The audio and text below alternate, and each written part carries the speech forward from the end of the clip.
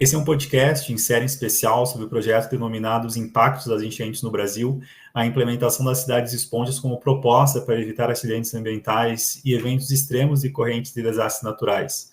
O projeto é coordenado pelo professor Dr. Liton Lanes Pilau Sobrinho e é desenvolvido no programa de pós-graduação em Direito na Universidade de Passo Fundo e tem parceria com a Universidade de Caxias do Sul, com a Universidade de Sevilha, com a Universidade de Itaúna, com a Universidade do Vale do Itajaí, com a Universidade Livre da Colômbia Seccional de Cali, com a Universidade Autônoma de Coahuila, no México. O projeto conta com vinculação ao Programa Emergencial de Prevenção e Enfrentamento de Desastres Relacionados ao Clima, com o edital número 28 de 2022, da CAPES. Esperamos que aproveite as discussões. Assistindo no podcast do Direito da Universidade de Passo Fundo, do programa de Direito de Ciências Jurídicas. A gente está começando aqui, então, uma nova gravação do podcast. Eu vou primeiro me apresentar. Eu sou o Ivani Formigeri Miller, faço doutorado pela Universidade do Vale do Itajaí e participo de um projeto de pesquisa que é referência sobre mudanças climáticas e cidades esponjas, que já eu vou entrar um pouco mais no assunto. Primeiro, antes de tudo, também quero cumprimentar a Luísa Chiarelli Conti, que também vai participar comigo hoje do podcast. A gente vai bater um papo sobre mudanças climáticas e as enchentes do Rio Grande do Sul. E Luísa, então, ela é doutoranda pelo Programa de Pós-Graduação de Engenharia Civil da Universidade Federal de Santa Maria e tem mestrado em Engenharia Civil na área de Recursos Hídricos e Saneamento Ambiental, também na Federal de Santa Maria, no ano de 2019. E a graduação dela foi em 2017, no programa de graduação também de Engenharia Sanitária e Ambiental da Federal de Santa Maria também. Ela possui experiência na área de Engenharia Sanitária, com ênfase em Hidrologia Estatística e Recursos Hídricos, com conhecimento também na área de Energia Solar. Possui diversos artigos publicados em congressos e periódicos e também faz parte desse projeto que nós participamos da CAPES, que é as Cidades Esponjas. Na verdade, nós temos um título, né? Que o título ele tem a nominação que é Impactos das Enchentes no Brasil, a implementação das cidades esponjas como propostas para evitar enchentes. Então, boa tarde, Luísa. É um prazer estar aqui conversando contigo hoje. Boa tarde, Ivânio. Boa tarde aos demais também ouvintes. É um prazer estar aqui hoje, esse convite, agradeço muito. Com certeza, a honra é toda nossa aqui da casa. Essa troca de experiências das universidades é muito necessária, ainda mais na interdisciplinariedade que nós precisamos hoje ter para tentar adequar as questões das mudanças climáticas, adaptar e ter mais resiliência. O projeto que nós participamos, quando você recebeu o convite, foi justamente para nos abrilhantar ainda mais as ideias da engenharia no projeto das cidades esponjas e dos combates. Na verdade, não seriam os combates, as adaptações e as insurgências que nós podemos manifestar enquanto academia na indagação sobre as cidades esponjas e as ferramentas que nós temos de mitigação para as enchentes e enxurradas. Então, já iniciando o nosso diálogo, nós temos aí um ano, mais ou menos, do projeto em andamento. É um projeto que é sediado, financiado, fomentado pela CAPES, né? Foi um edital de 2022, que faz parte, até para os ouvintes se ambientalizarem, quem não conhece o projeto, a Universidade de Itaúna, de Minas Gerais, a Universidade do Vale do Itajaí, a Univale, e a Universidade de Passo Fundo, Rio Grande do Sul, a Universidade de Caxias do Sul, Rio Grande do Sul, e também a Universidade de Alicante, na Espanha, e do México. Então, nós somos um grupo de pesquisa que já tem andado há algum tempo pesquisando. Antes das enchentes, da tragédia que aconteceu esse ano, faz 2 meses aproximadamente, um pouco menos, a gente já havia discutindo isso na academia sobre a importância das cidades esponjas para o combate, para a mitigação das enchentes. No primeiro momento, Luísa, como você viu essa tragédia no Rio Grande do Sul, que de fato aconteceu pelo olhar teu, na tua experiência, enquanto doutorando em engenharia da Universidade Federal de Santa Maria? Então o estado ele enfrentou a maior tragédia climática da história, né, com inundações e deslizamentos de terras causados por grandes volumes de chuva em quase 80% do território dos municípios, né, do estado. E além dessa grande extensão e volume, o tempo de duração dessas chuvas agravou ainda mais a situação. Houveram duas frentes, então, críticas, né? Uma iniciando em Santa Maria, indo a Santa Cruz, né? Descendo um pouquinho, e outra Encantado e Lajeado. Então, a simultaneidade, né? A sincronia desses dois eventos acarretou na grande cheia em Porto Alegre, né? Que foi um grande evento, né, climático que até então só se falava de 1941, né? E esse superou, então, a marca de 41. A gente viu bastante nas notícias as questões dos dutos, e parece que, na verdade, foi confirmado que alguns foram desativados em razão da situação que poderia ocasionar de curto-circuito, enfim, e eles foram desativados, houve falta de manutenção. Qual é a importância dos dutos para a região de Porto Alegre para evitar essas enchentes, trazendo a ideia da engenharia como mecanismo para combate a essas novas enchentes, ou as enchentes que cediam a cidade de Porto Alegre? O sistema de proteção contra inundações em Porto Alegre ele é composto por comportas, diques e sistemas de bombeamento. Então, as comportas elas são estruturas metálicas que, em situações de alerta de inundações, elas são fechadas para barrar a água do Guaíba. Os diques são estruturas fixas, né, que elas evitam o extravasamento do curso da água e bloqueiam a passagem, então, da água para dentro da cidade. Existem os diques externos, né, como o Muro da Mauá, e diques internos também para conter os cursos d'água que cortam a cidade. Então, no entanto, quando a gente tem esse sistema de proteção, né, a água que precipita dentro da cidade, ela acaba não tendo como escoar para o rio. Então, por isso existem daí os sistemas de bombeamento que tem, então, essa função de escoar essa água que foi precipitada dentro da cidade para fora da cidade. Em função de esse sistema ter sido projetado, né, para uma inundação como a de 41, e desde então a gente não ter tido, né, eventos como esse, acabou que ele ficou sem muita atenção, né, ele acabou sendo deixado de lado, as manutenções também não foram recorrentes, então quando ele precisou ser utilizado, né, alguns problemas foram encontrados, né, e enfrentaram dificuldades, então, de colocar ele em pleno funcionamento, né. Mas sim, o que me chama a atenção é que nós temos duas topografias, né? Eu sou do direito, a gente trabalha de forma interdisciplinar nesse projeto, tem também o pessoal da arquitetura e do urbanismo, você representando o pessoal da engenharia aqui nesse podcast, nessa gravação, mas o que me chama a atenção é que no Vale do Taquari, por exemplo, até uma região onde você também tem algumas pesquisas e informações em andamento, que a gente percebe através das nossas discussões anteriores, tem a questão dos rios ali, né, que é diferente, por exemplo, da topografia e da própria urbanização de Porto Alegre. Como é essa estrutura na tua visão em relação ao Vale do Taquari e nas regiões que foram afetadas, por exemplo, Mussum, Roca Salles, naquela região do entorno de Lajeado também? Exatamente. A região dos vales, ela é localizada no centro do estado e ela comporta, né, 4 vales de rios, né? O Vale do Jacuí, o Vale do Rio Pardo, o Vale do Taquari e o Vale do Caí.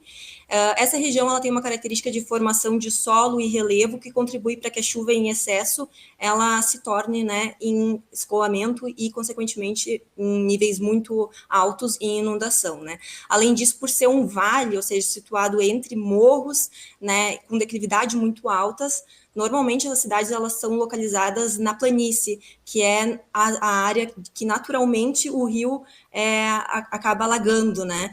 Que é um comportamento normal, né, do rio. Quando ele sobe, ele alaga as planícies laterais, né?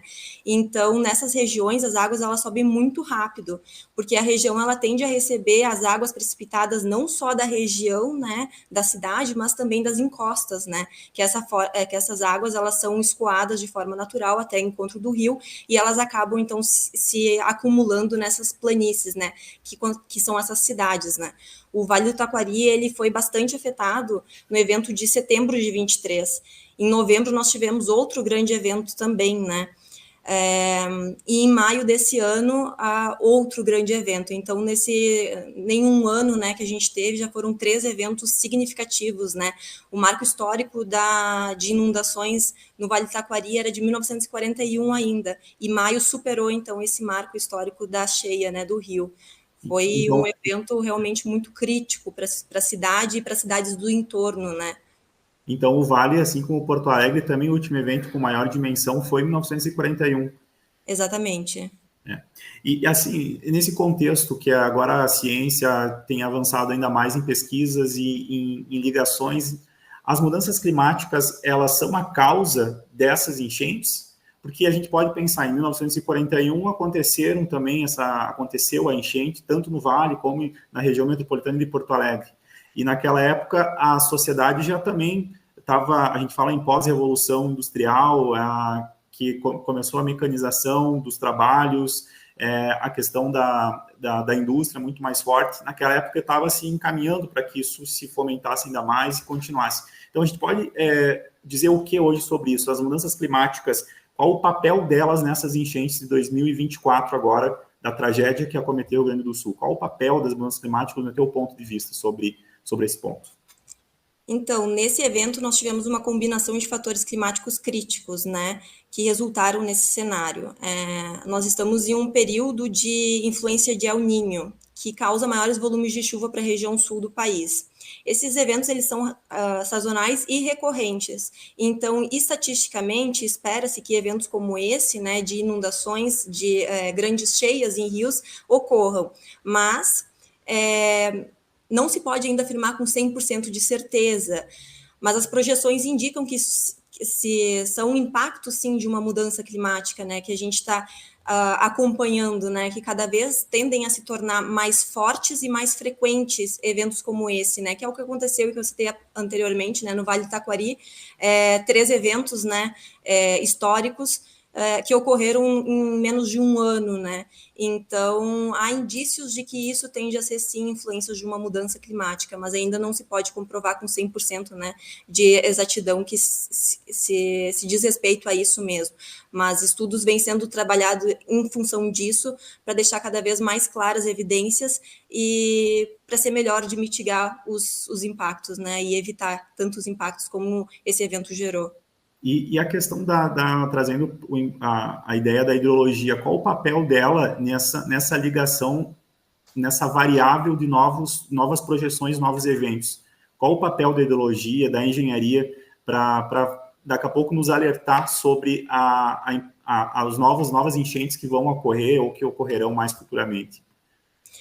Estatisticamente, hidrologicamente, a gente trabalha com uma variável que é o tempo de recorrência, que é o tempo de que um evento, a probabilidade, pega-se todas as séries históricas, todas as séries de precipitações, né, ou hidrológicas, e faz, então, calcula-se a probabilidade de cada uma de acontecerem, né, em um ano. Então, dessa forma, essa variável é utilizada em diversos projetos para ter uma estrutura mais segura, né?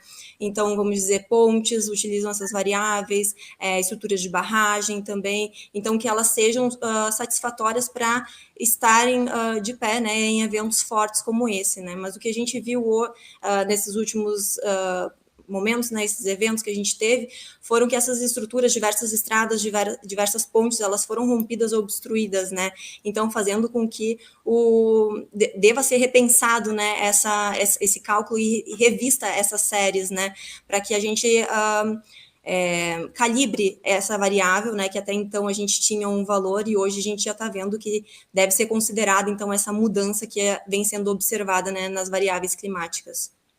Eu fui para Mussum, acabei acompanhando algumas cidades e eu vi pontes destruídas, rodovias, construções que são fortes, se pareciam robustas, e realmente a água levou, as enchentes vieram e lavaram toda aquela estrutura que existia.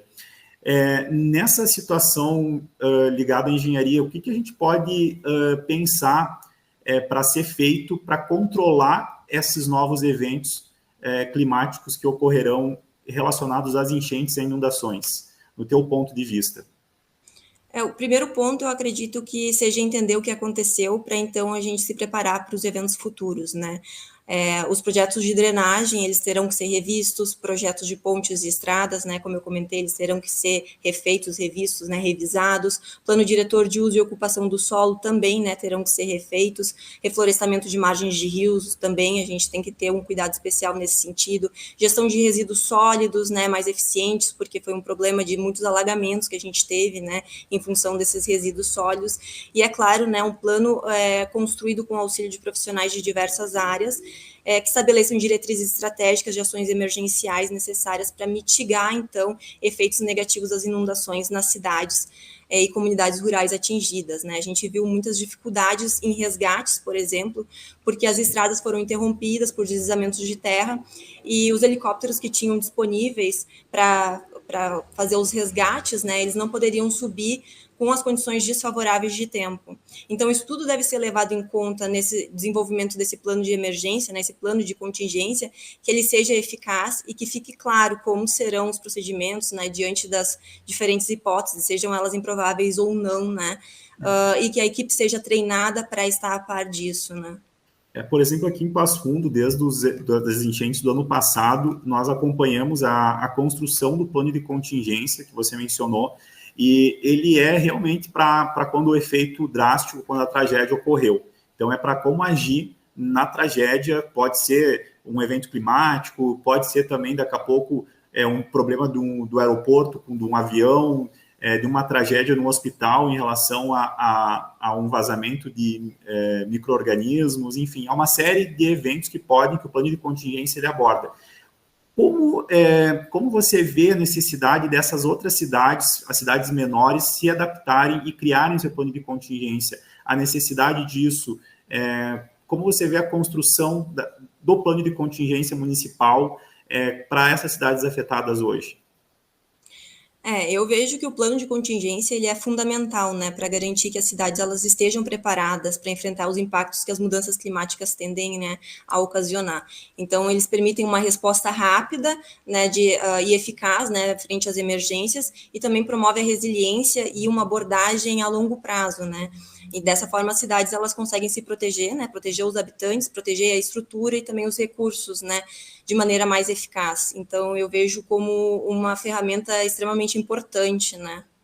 E a gente poderia dizer que uma ideia para evitar com que os eventos aconteçam, para quais seriam os mecanismos hoje para o Rio Grande do Sul utilizar para evitar fazer um monitoramento das cheias? Qual que é o mecanismo ideal que está sendo utilizado, que pode ser utilizado para isso?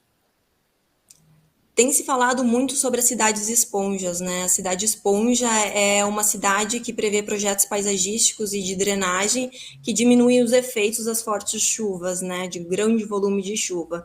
Esse conceito ele foi criado por um arquiteto chinês para intitular uma série de projetos de infraestruturas como soluções para regiões afetadas por fortes chuvas.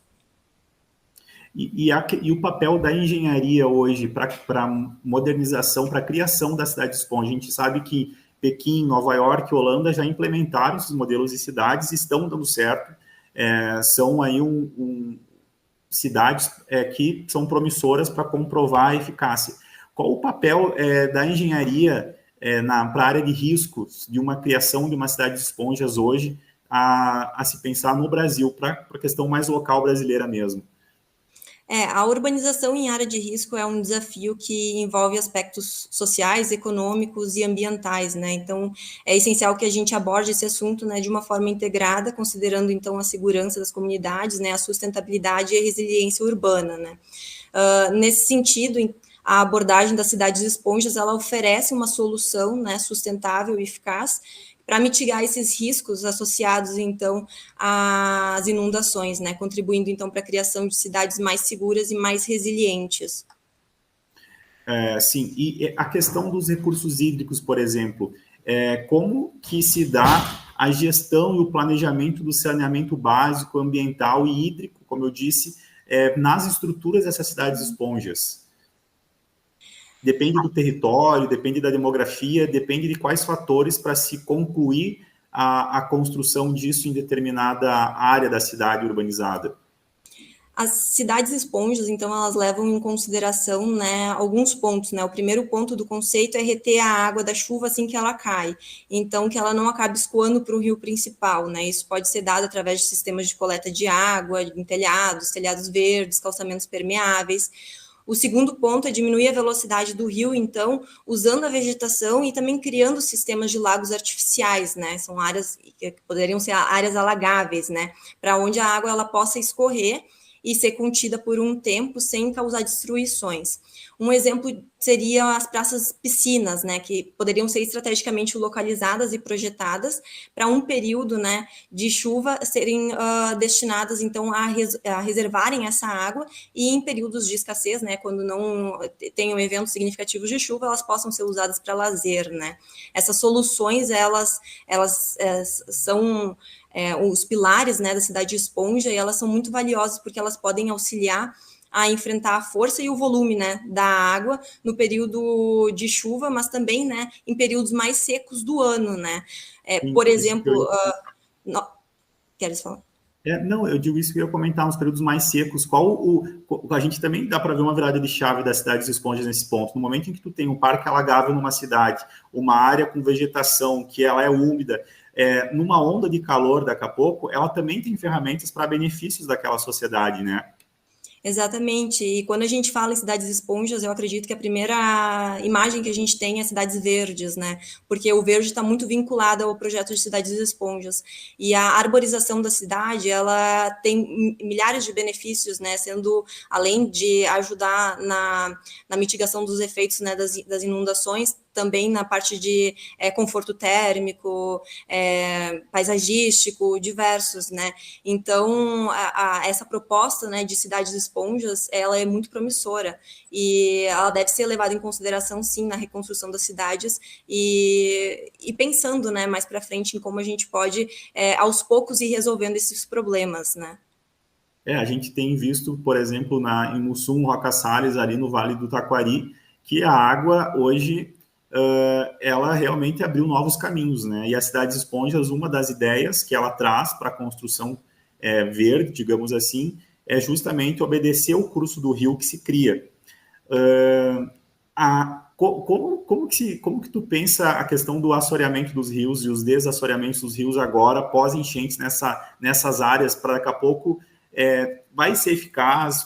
Você acha, levando em conta a tua experiência de engenheira, vai ser eficaz traçar novas reformulações nas cidades atingidas ali no Vale do Taquari, ou é meramente protelatório e a gente tem que pensar em umas ações de mudança de local dessas pessoas, ou daqui a pouco criar um outro mecanismo? Como você vê a questão novas andanças, digamos assim, dos rios, das novas formulações que eles deram naquela região? Então, eu acredito que diante desses últimos eventos, né, a gente não tem mais tempo, é hora da gente redefinir a nossa relação com a natureza, né, e querendo ou não, né, a natureza, ela segue o curso dela, né, segue o ritmo dela, e ela se adapta também muito fácil, né, e a gente não tem que mais lutar contra ela e tentar mudar ela, né, do local natural dela. Tem que deixar e permitir que ela se estabeleça, né. Então, dessa forma, é inevitável que a gente entenda que essas áreas de riscos, elas não devem mais ser habitadas, né, que elas devem ser repensadas e procurar soluções, né, para que não aconteça mais o que aconteceu nesse último evento, né, que foram tantas vítimas que a gente teve, né, tantas perdas, né, não só humanas, mas também materiais, enfim, eu acredito que essa luta, né, contra a natureza, ela tem que voltar, a gente tem que voltar alguns passos e entender a natureza melhor para a gente conseguir se adaptar junto com ela.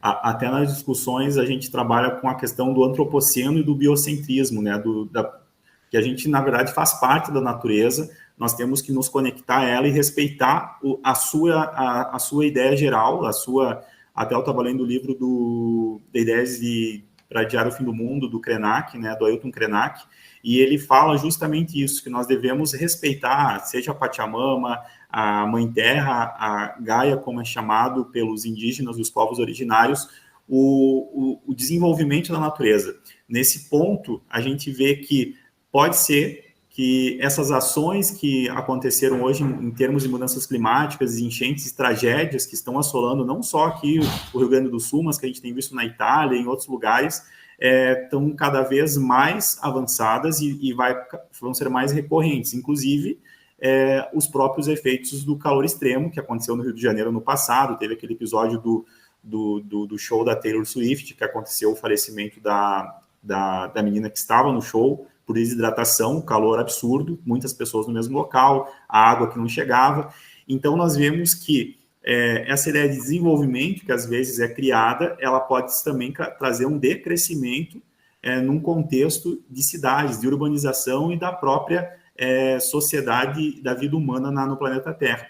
Então, acho que uma ideia final, assim, para você fechar o teu raciocínio em relação ao nosso projeto Cidade de Esponjas, que, como eu falei, é um projeto que a gente já vem trabalhando antes mesmo da tragédia e desenvolvendo ele na pesquisa, num trâmite interdisciplinar, utilizando o pessoal que faz doutorado, mestrado, os próprios professores, mestres e doutores já no programa, tanto do direito, quanto da arquitetura e urbanismo, como da engenharia civil.